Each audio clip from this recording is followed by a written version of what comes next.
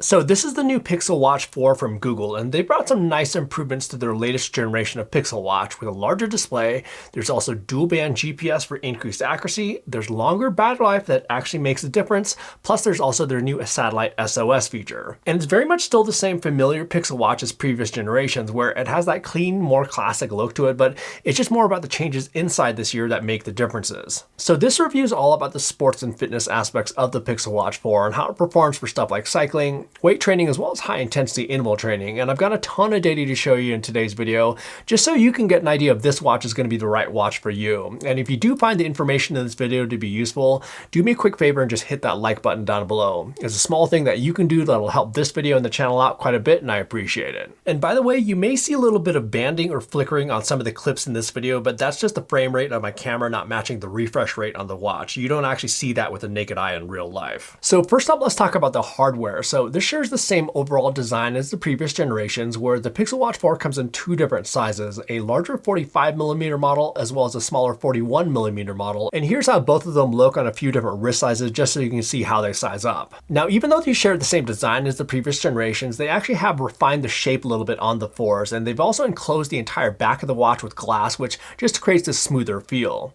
One thing I do have to say about Pixel watches is that these are seriously some of the most comfortable watches out there, where the overall shape just makes them feel really good on the skin, and I kind of just tend to forget I'm wearing them, and they're also super comfortable for sleep. A slightly bigger change though with the hardware is that these now have an upgraded display where there's about 10% more screen real estate than before, plus it's also 50% brighter with a peak brightness of 3000 nits, which is up from the 2000 nits on the Pixel Watch 3. So this just makes it easier to see outdoors as well as any other sorts of conditions. Now, being that the display is larger but the case size is actually the same, that larger display also means that the bezels are now slimmer, where these bezels are now 16% thinner than before. And this has kind of been a sore spot for previous generation Pixel watches, so it's nice that they've made some improvements here. Another thing new with this display is that the actual display is domed. And I'm not talking about just the glass, but the actual display beneath it is actually curved. And this is what they're calling their Actua 360 display. So it's actually kind of neat that they're actually doing this. And I'm not sure if it's necessarily noticeable in a lot of real life scenarios, but I can see it at off angles a little bit better. Now, when it comes to battery life, so this is actually a pretty massive update this year, where the large versions are now rated to get up to 40 hours of battery life and the smaller versions getting up to 30 hours. And this has to do with efficiency improvements all around, including a new processor that's not only faster, but it's also more efficient.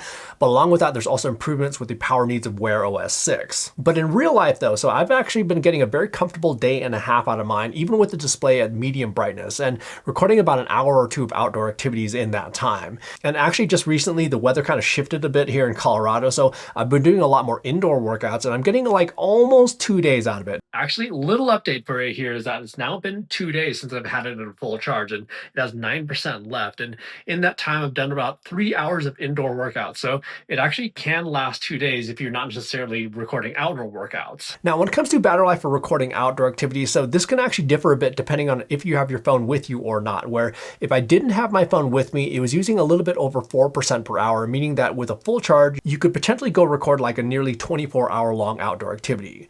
However, when I did have my phone with me, it was using a bit more at around 6.8% per hour. And the reason for this is that if you have your phone with you, it's also using Bluetooth, and your phone and your watch are kind of like talking to each other, passing data back and forth. So there seems to be a little bit more battery drain there if you have your phone with you, but if you do want to eke out a little bit more battery life, you can always turn off Bluetooth on the watch itself or your phone for that matter. And by the way, for recording outdoor activities, so all Pixel watches always using the built-in GPS on the watch itself, and it doesn't rely on your phone's GPS. So there's no difference there, but we'll talk about accuracy about that GPS here in just one bit. And another thing when it comes to battery life is that they have faster charging now, where it's supposed to be 25% faster. And they also have a new charging dock where instead of the magnetic charging cable they had on previous generations, the Pixel Watch 4 now has this little cradle where you can just kind of place your Pixel Watch in for a nice little like power nap. And then the display rotates and it sort of acts like a clock at that point. But when it comes to real life charging time, so this actually kind of blew me away. So here's where the Pixel Watch 4 was completely out of battery, and then I plugged the charging dock into a 20-watt charging adapter. So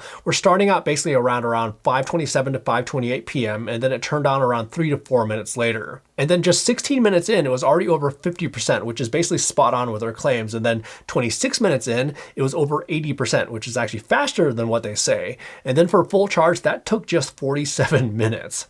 And they say that all you need is a minimum of a 7.5 watt charging adapter or higher for that faster charging. So that's pretty impressive charging times out of the Pixel Watch 4. One sort of bummer I have about this though is that I wish this little cradle thing was a separate piece from the cable, where I could just like stash this little cradle into a bag and then just plug it into whatever USB-C cable I have laying around. But being that USB-C cables are kind of like sort of the Wild West when it comes to throughput, they are at least able to control that aspect with the cable and the puck attached. So the longer battery life is definitely nice, but it is probably a stretch to actually get like 2 full days out of it. But it is still quite a bit more than previous generations. And there's, I think, a little bit more headroom to know that you probably don't have to charge your watch every single day, even with some outdoor activities involved. So I think this increased battery life can reduce that daily recharging anxiety and know that you can actually still track sleep. And another thing they changed on the hardware front is that you can actually repair some of the components yourself. So you can now replace the battery, the display, as well as some other components if one of them were to fail. And this is actually a pretty big step when it comes to smartwatches and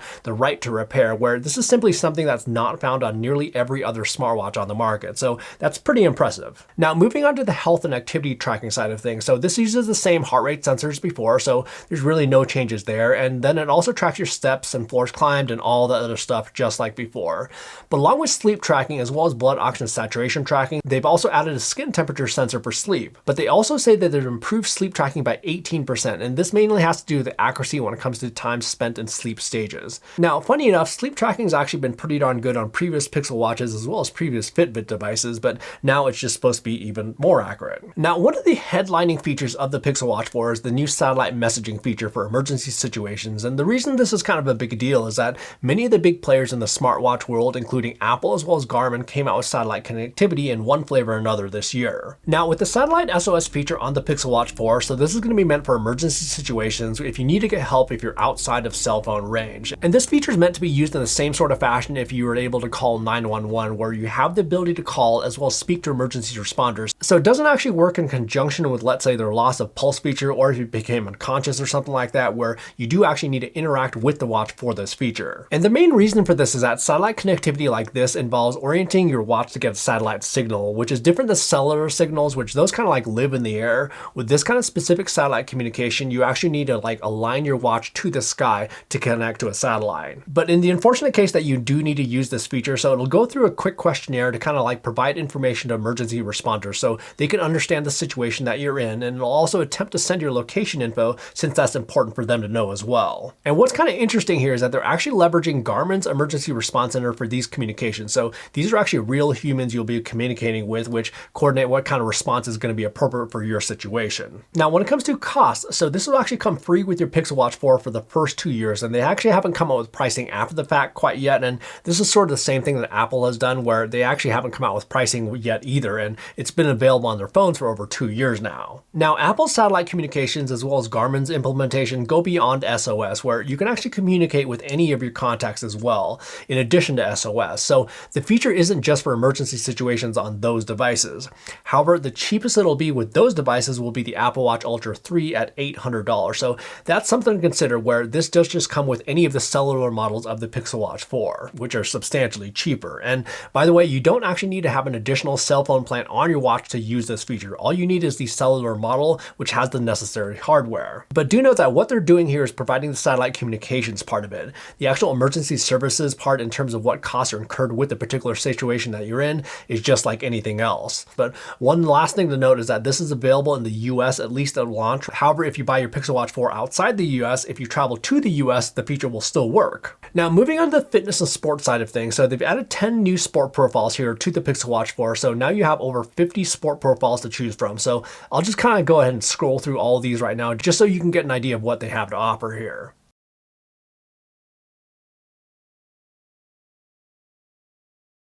And then the Pixel Watch 4 also has their training load feature that they introduced last year. So the aim with this feature is to deliver training feedback when it comes to the amount of cardiovascular load or strain from your workouts. And you can basically think of this as the higher the heart rate, the harder that you're working. And this helps quantify that for you, and you can actually track this over time.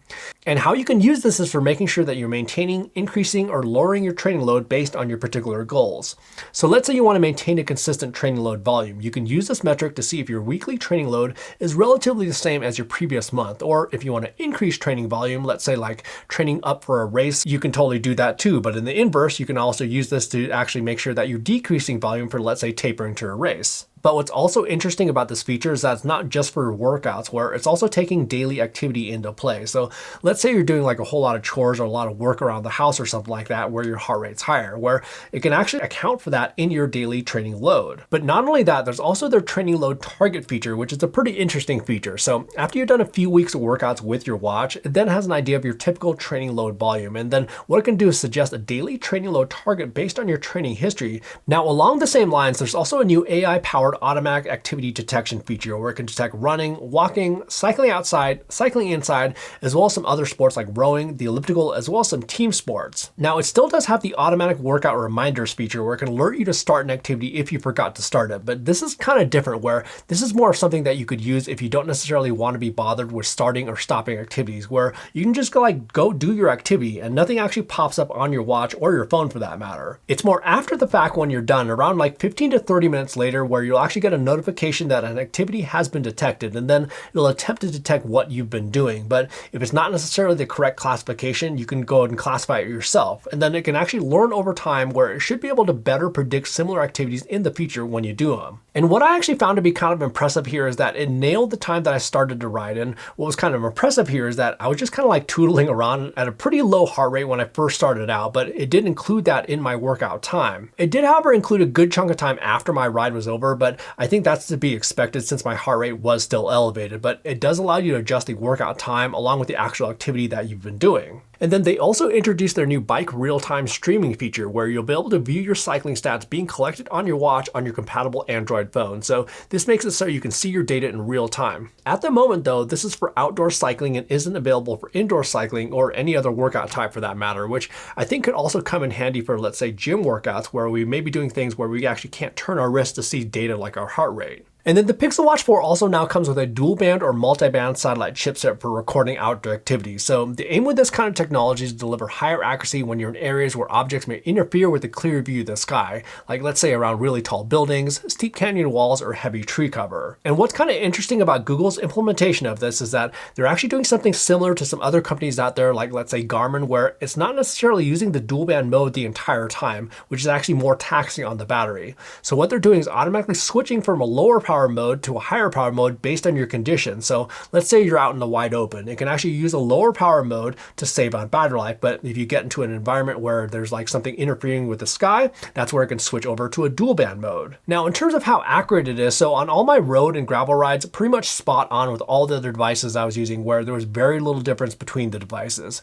Really good stuff. And then I'd also note that the elevation gain collected was also pretty much in line with both the other devices I was using, as well as a reference source for elevation, and in this case, this was Strava's corrected elevation figure. Now, for some harder tests though, so here's a mountain bike ride where with this kind of activity, there can be a lot of heavy tree cover as well as a lot of tight switchbacks, which can be challenging for devices to track accurately. And we can see that the total distance was actually a little bit higher than the others. Nothing crazy, but definitely a little bit higher. And if we take a look at the finer detail of the GPS track, so here's we can see that it was a little bit more off than the other devices, where on some of the corners and curves, it either overshot them or cut in a little bit. And that's likely the explanation of that slightly higher distance. Now, I also had this trail run here, and this was an even more challenging area to get a clear view of this guy, and we can see that the distance was actually farther off on this activity between all the devices, but certainly a bit more from the Pixel Watch 4. But who's to say which one is more accurate? Well, if we take a look at the GPS track, so this sort of tells the story a little bit more here, where the tracks on the Pixel Watch 4 were kind of like weaving in and out on a lot of portions of this trail, and again,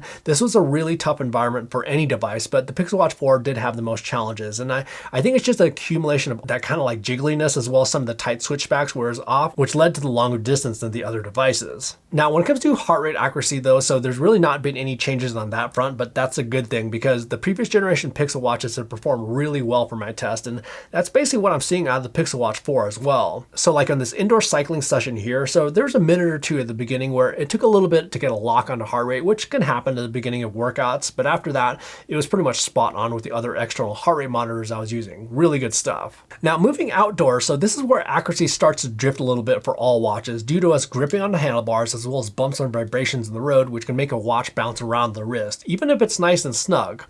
But like on this ride, well, that's quite good actually, where it was very close to the other devices. But then on this ride here, as well as this ride here, not quite as picture perfect as before, but it was still very much in line with all the other sensors. Now, when it comes to mountain biking, so this is one of the harder activities for watches to get right, where we toss in rough terrain as well as like death gripping onto our handlebars, depending on what we're riding. And I don't really expect great results for mountain biking, but these were extremely impressive results from the Pixel Watch 4 on this ride. Really, really good stuff. And for some of the toughest activities, so now let's take a look at some weight training as well as high intensity interval training. And with these kinds of activities, we're gripping onto dumbbells, and we also have a bunch of like different varying arm movement, which can throw off these sensors. But for weight training, that's again a pretty good result, at least when it comes to watches for this kind of activity. A little bit of a spike right here doing these arm curls, but other than that, that was pretty darn good. Now, when it comes to high intensity interval training, so this was a workout consisting of rowing, then the ski erg, and then some wall ball repeats. And then for the majority of the workout, it actually did pretty decent. But on the ski erg, that's where we got kind of like thrown off. But from what I found, this may be one of the hardest activities for a watch to track accurately due to a lot of like wild arm movement as well as gripping onto the handles. But it actually wasn't way off, and it did get back in line for the rest of the workout. Now, we also have to talk about what the Pixel Watch 4 doesn't have, and a few of these things are a bit strange to me. So the first thing is syncing indoor workouts to Strava, and the Fitbit app does have support to sync outdoor workouts over to Strava, but indoor workouts still don't sync over. And I think I've noticed this for like even before the Pixel Watches even first came out. So why it still doesn't have this capability is a mystery to me. And then last is going to be support for external heart rate monitors. And while the Pixel Watch 4 does perform quite well for my test for heart rate accuracy, some of us may still want even more accurate heart rate for our workout. So I just love to see that there. So they definitely made some nice upgrades with the new Pixel Watch 4, and I think the big ones are really the satellite SOS feature, but I think the more meaningful one is probably the increased battery life, which means that you probably don't have to actually worry about charging your watch every single day. But there's actually even some bigger changes around the corner for all Fitbit and Pixel Watch users, where they're going to have a new personalized coaching feature in the Fitbit app as well as a complete revamp. And from what I've seen so far, this is going to be even more exciting than the upgrades with the Pixel Watch 4, and this should be rolling out a little bit later this month, I think, so stay tuned for more info on that, which I'll have coming up in a future video. Anyhow, if you have any questions about the Pixel Watch 4 that I didn't cover in this video, go ahead and drop a comment down in the comment section down below, which is right next to that little like button there too. But in the meantime, thanks so much for watching, and we will see you in the next video.